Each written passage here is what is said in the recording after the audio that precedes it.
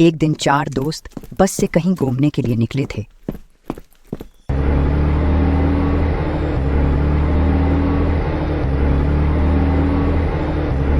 फिर वह लोग एक सुनसान सड़क पर उतर गए।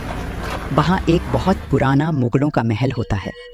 वहां पर कोई आता जाता नहीं था, बस 2-4 लोग वहां घूमने के लिए आते थे। ठंडी ठंडी हवा चल रही थी, इसलिए उन लोगों ने आग जला ली। पर उन्हें डर था कि कहीं उन्हें डिस्टर्ब करने के लिए यहाँ पर कोई आ ना जाए। पर रात के 2 बज रहे थे, इसलिए वहाँ पर किसी के आने की कोई संभावना नहीं थी। चारों दोस्त आग जलाकर आपस में बातें कर रहे थे। क्या मस्त जगह है। कभी यहाँ पर राजा महाराजा लोग रहते होंगे। सैकड़ों सैनिक यहाँ पर खड़े रहते होंगे जहाँ पर हम लोग बैठे हैं। हो सकता है यहीं पर कितने लोग मारे गए हों। पर आज देखो, इतना बड़ा किला खाली पड़ा है। अब यहाँ सिर्फ घूमने के लिए लोग आते हैं। अच्छा हुआ हम लोगों ने कोई होटल नहीं लिया, और हम लोग अब आगे कहीं पर भी जाएंगे तो होटल नहीं लेंगे, ऐसे ही रात बिताएंगे। कितना अच्छा माहौल लग रहा है, और इस तरह के डरावने एक्सपीरियंसेस करने में बहुत मजा आता है। तो ठीक है, हम सभी लोग अब जहाँ भी जाएंगे तो ऐसी जगहों पर रात बिताएंगे जो कि बहुत डरावनी हो। और उसमें 4 चांद लगाने के लिए हर बार हम में से कोई ना कोई एक हॉरर कहानी सुनाएगा, लेकिन वह कहानी बनावटी नहीं होनी चाहिए। सच में उसके साथ वैसी घटना घटी होनी चाहिए, क्योंकि हर किसी के साथ कभी ना कभी डरावनी चीजें तो होती ही हैं, है ना? तो ठीक है गोलू, प्लान तूने बनाया है तो सबसे पहली कहानी तू ही सुनाएगा। इसके बाद हम डिसाइड कर लेंगे कि नेक्स्ट कहानी कौन सुनाएगा।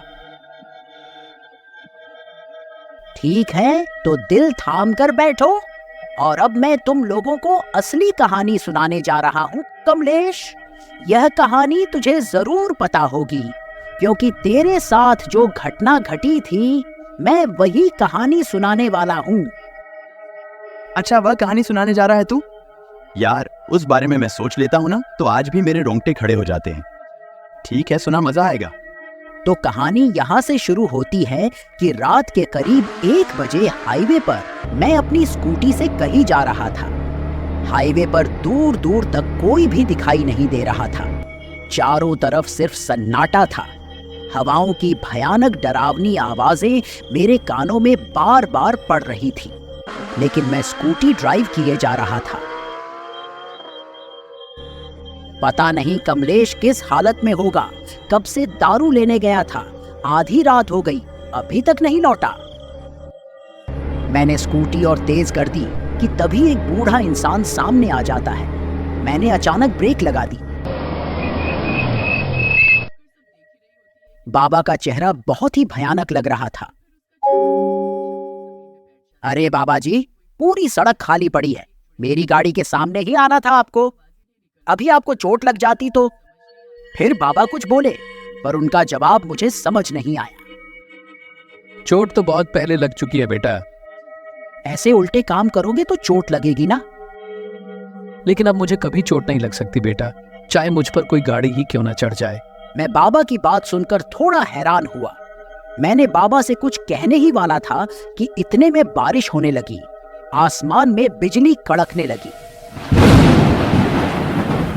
मैंने सोचा, ये अचानक बारिश कैसे होने लगी? अभी तो आसमान बिल्कुल साफ था। तभी बाबा ने कुछ ऐसा बोला जिस पर यकीन करूं या ना करूं समझ नहीं आ रहा था। आसमान तो अभी भी बिल्कुल साफ है बेटा, ऊपर देखो। मैंने ऊपर देखा तो आसमान बिल्कुल साफ था। चांद तारे साफ साफ दिखाई दे रहे थे। आसमान में ये सब देखकर मैं हैरान रह गया था। तभी मैंने बाबा से कहा, बाबा ये सब क्या हो रहा है? मुझे कुछ समझ नहीं आ रहा है। पहले मेरे साथ चलो, वो सामने मेरी कुटिया है, मैं तुम्हें अपनी कहानी सुनाता हूँ।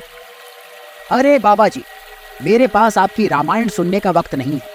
मेरा दोस्त कमलेश इसी रास्ते से दिन में कहीं गया था और अभी तक वापस नहीं लौटा। मुझे उसे ढूंढने जाना है। मुझे पता है तुम्हारा दोस्त कहाँ है, चलो अब मेरे साथ आओ। बाबा की यह बात सुनकर मैं फिर से हैरान हो गया। मुझे तो कुछ समझ ही नहीं आ रहा था कि यह बाबा जी तो अनजान है, उन्हें कमलेश के बारे में कैसे पता। फिर मैं बाबा के पीछे पीछे उनकी कुटिया तक पहुंच गया। आओ बैठो। मैं कुटिया के बाहर ही बैठ गया। बाबा भी ठीक मेरे सामने बैठ गए और मैंने उनसे कहा, बाबा जल्दी बताओ, कहाँ है मेरा दोस्त? आज से ठीक 1 साल पहले इसी रोड पर एक बहुत ही भयानक एक्सीडेंट हुआ था। मैंने सुना था उसमें 2 लोग मरे भी थे। तुमने बिल्कुल सही सुना है बेटा, वो दोनों बाप बेटे थे। बेटे की आत्मा अभी भी उसी जगह घूमती रहती है। यह सुनकर मैं हैरान हो गया। फिर बाबा ने कहा, और उसकी आत्मा गलत चक्कर में पड़कर खतरनाक हो गई है। अब वो उस रास्ते से निकलने वाले की जान ले लेता है और उन्हें कठपुतली बना देता है, क्योंकि वह पहले यही काम करता था।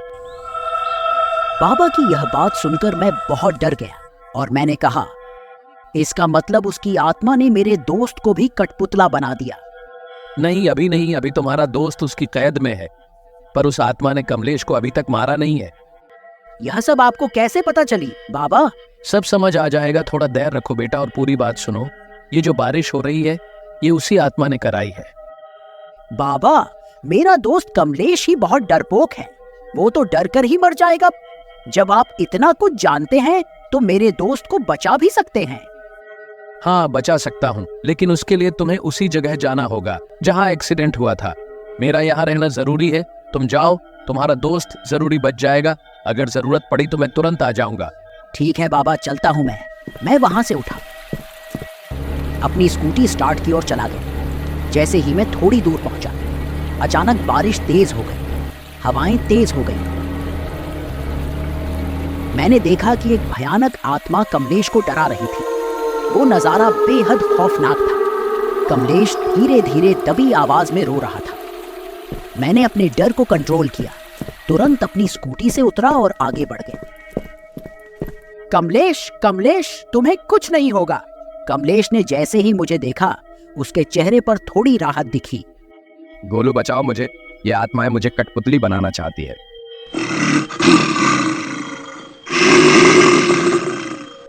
आजा, तू भी आजा, तुझे भी कठपुतली की तरह नचा नचा के मारूंगा।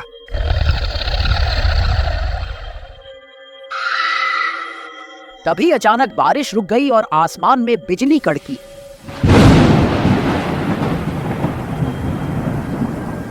तभी मैंने देखा कि वहां पर वो बाबा जी आ गए थे। तुम यहां से चले जाओ पापा, इन दोनों को भी मैं कठपुतली बना दूंगा। तभी कुछ ऐसा हुआ जिस पर मुझे यकीन ही नहीं हुआ। ऐसा क्या हुआ यश? बाबा की आंखों से एक चिंगारी निकली, जिससे वो आत्मा जलकर खत्म हो गई।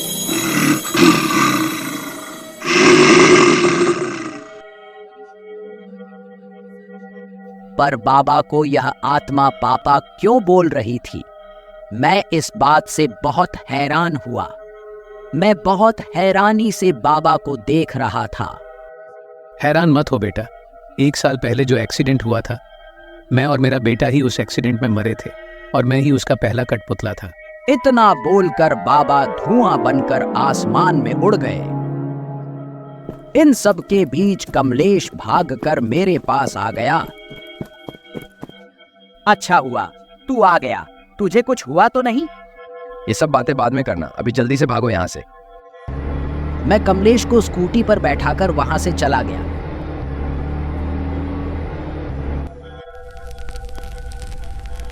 वैसे गोलू, जब तू स्कूटी से बाबा से टकराया था ना, और उन्होंने कहा था कि अब मुझे चोट नहीं लग सकती, तभी मुझे हल्का हल्का डाउट हो गया था बाबा के ऊपर।